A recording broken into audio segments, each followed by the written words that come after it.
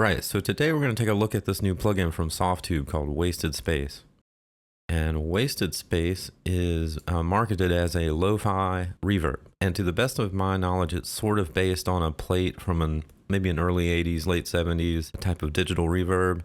It's laid out sort of like a Lexicon 224, and so we'll kind of compare it to that in a moment. But first, let's kind of walk through what's going on this interface. So this section that says reverb right here, we have two controls over it. First up is the pre-delay, and that is that's a time difference between signal coming into the unit and coming out of the unit. You can push that between 0 and 60 milliseconds.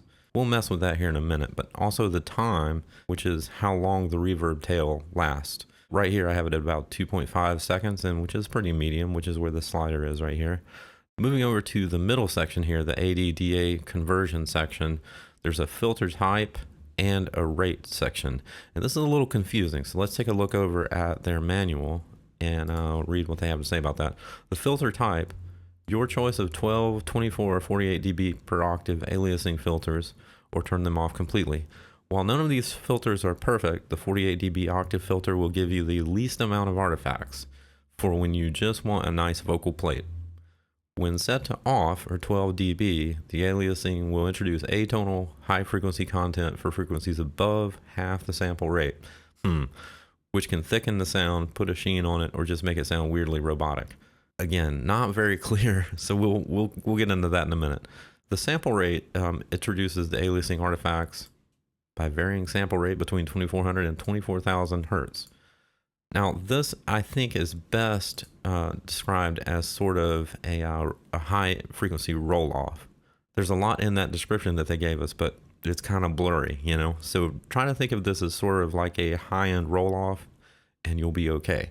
Now on the output section here, we actually have a high pass, and the high pass is sort of a low end cutoff. That's all it is. And you can set that anywhere you want. Right here I had it at 165, just messing with it a little bit earlier. Let's take a listen to this. So first up, I pulled out my old Linn drum and played a riff that was very 80s sounding, and dry sounds like this.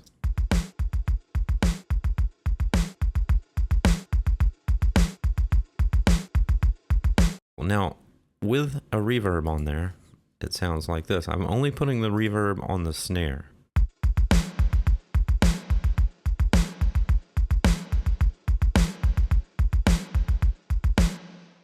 Right, that sounds very much like a plate reverb from one of the 224 type reverbs from back in the 80s.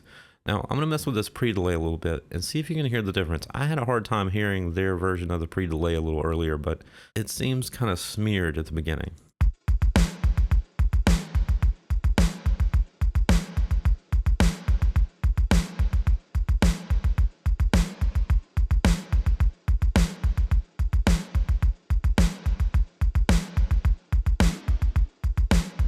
Very minimal difference to my ear. I can't really hear much of a separation, and sometimes you can hear a lot of separation in these reverbs, but that is a pretty interesting control.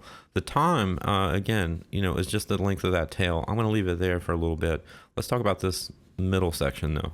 I can move these filter types either by clicking on the button next to them, the LED light beside the number, or I can click this button here and just roll through them like that. So let's start at 48, and I'm just going to roll through them and see if you can listen to the difference in that top part. I'll just solo the snare for this.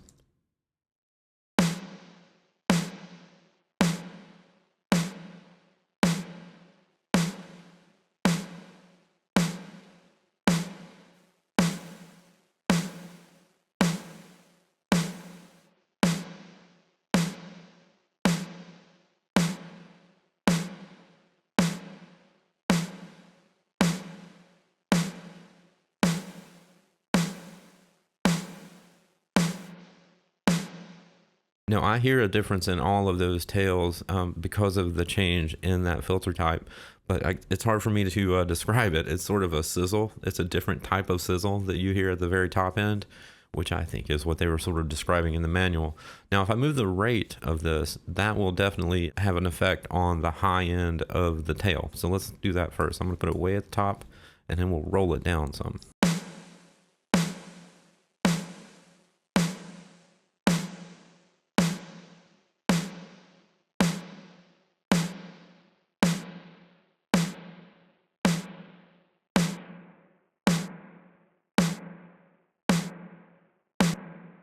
Yeah, you can definitely get some lo-fi kind of sounds the more you pull this rate down. I was leaving it at somewhere in the middle. And high pass, exactly what it sounds like. Let's listen to it.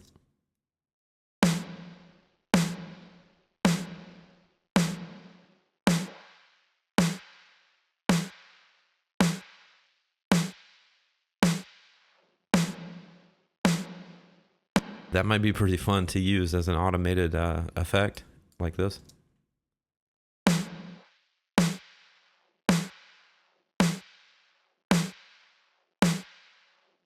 Yeah, it might be kind of fun to use. I usually put high passes on reverbs anywhere from 100 hertz to on up. It just depends, you know. Right here, I'll just leave it somewhere around 190, 200, something like that. Okay, so let's listen to this on a different source, something that's not so plosive like a drum. Let's listen to it on a pad.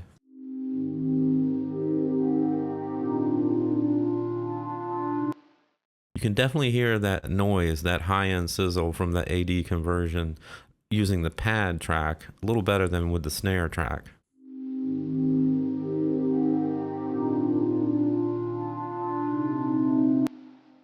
I'm going to turn the reverb off.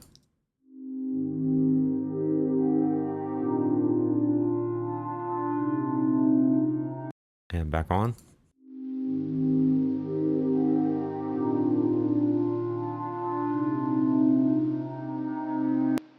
We're going to pull down this rate a little bit and see if we can get rid of some of that high-end sizzle, or if it's just the tail that we're hearing the high-end come out of.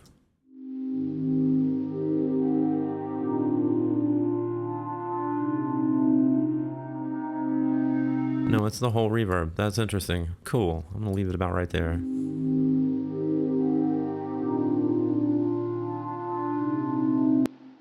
Okay, let's listen to the drums and the pad with and without that reverb.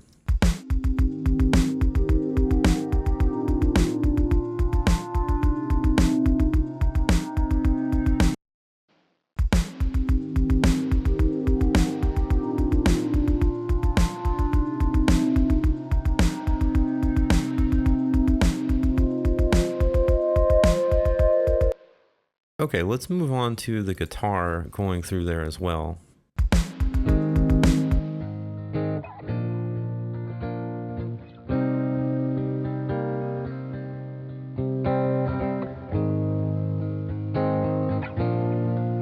This would probably be a good example of using the high pass to get rid of some of that low end rumble.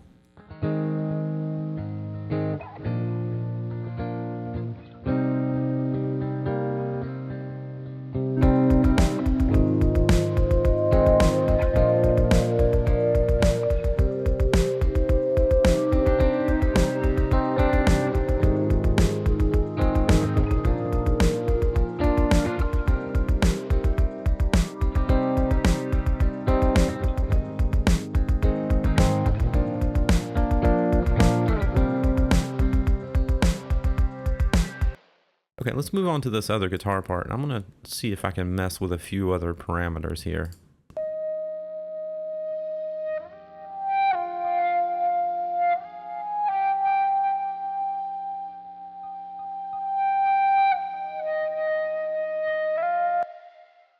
Okay, what I'm going to do here, I'm going to put another instance of wasted space on this track and feed that also into the overall wasted space auxiliary track.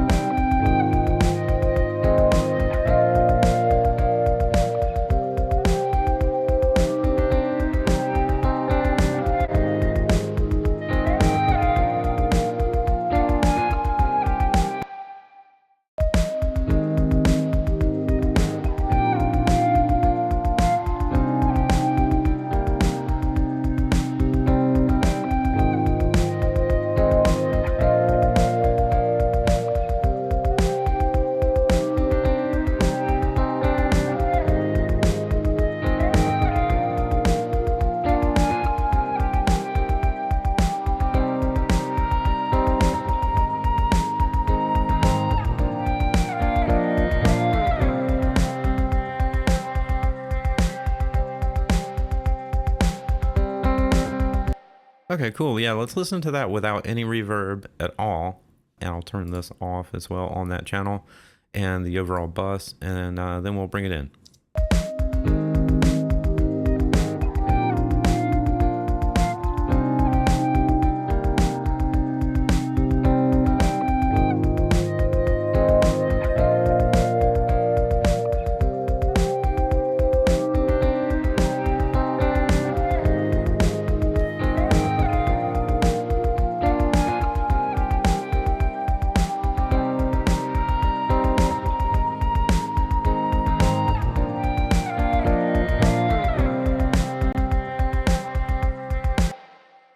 Yeah, it's pretty cool. I mean, it has definitely got some noise happening, which I think is why they're calling it a wasted space, or like a lo-fi kind of reverb. Although it's very close to what I've found as the sound of the plate that's in the 224 without the type of aliasing and noise. Let me pull up a 224 and play you that snare drum through the 224.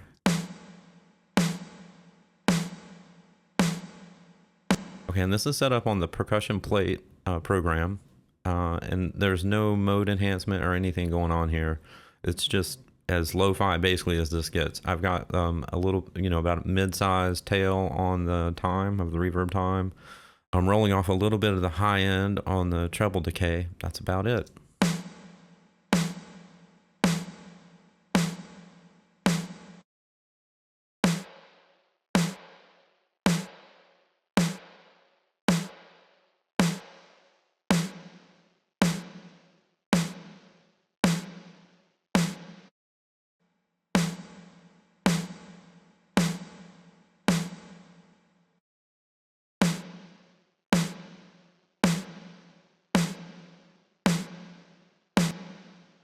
They seem to me to be kind of like siblings, but the Wasted Space has a whole lot more noise and aliasing issues, I guess you could call them, which is kind of cool. I mean, it's got character. If I just use the 224 with this mix,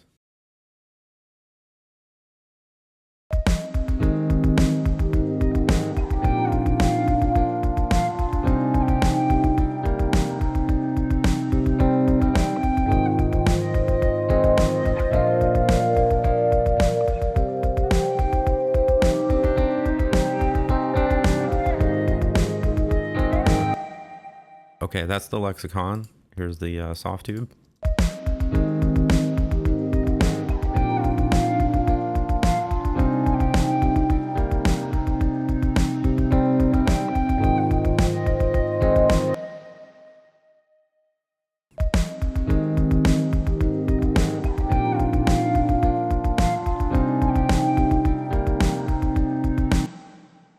I'm going to turn on the system noise on the Lexicon and see what happens.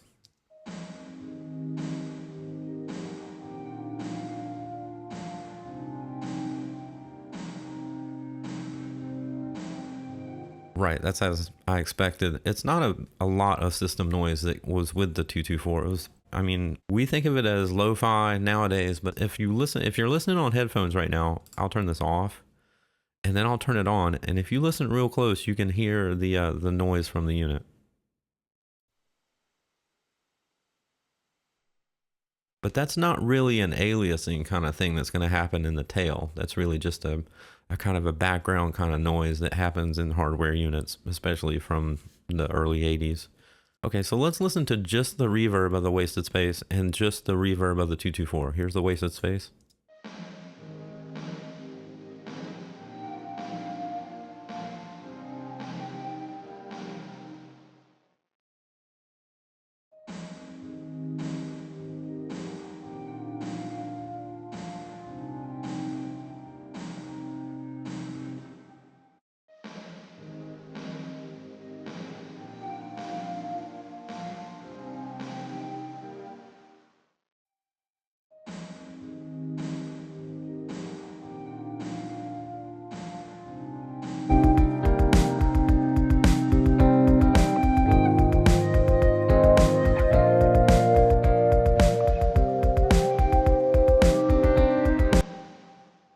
Cool. I mean, it's definitely a different effect. I like it. I probably wouldn't use it on a lot of tracks. I'd imagine that noise with the aliasing and stuff would accumulate quite a bit.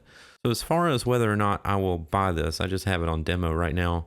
I'm probably going to skip this because if I wanted to make a lo-fi plate reverb like this, I could pretty much do that with the Lexicon. I can add other things to the Lexicon channel to imitate some of that. And with the Lexicon, you get all the programs that come with that original unit, the small halls, the vocal plate, the percussion plate. I believe at the time those two plates were similar. One was just, it had a different diffusion on it, but you get all of those plus the enhancement modes, etc. You get so much more with the Lexicon than you do with this. But you know, if you were really into lo-fi, this is definitely one of those things that might be your magic bullet on a source. All right, that's it for today. I appreciate you guys watching. Please hit like and subscribe, and more videos are coming very soon.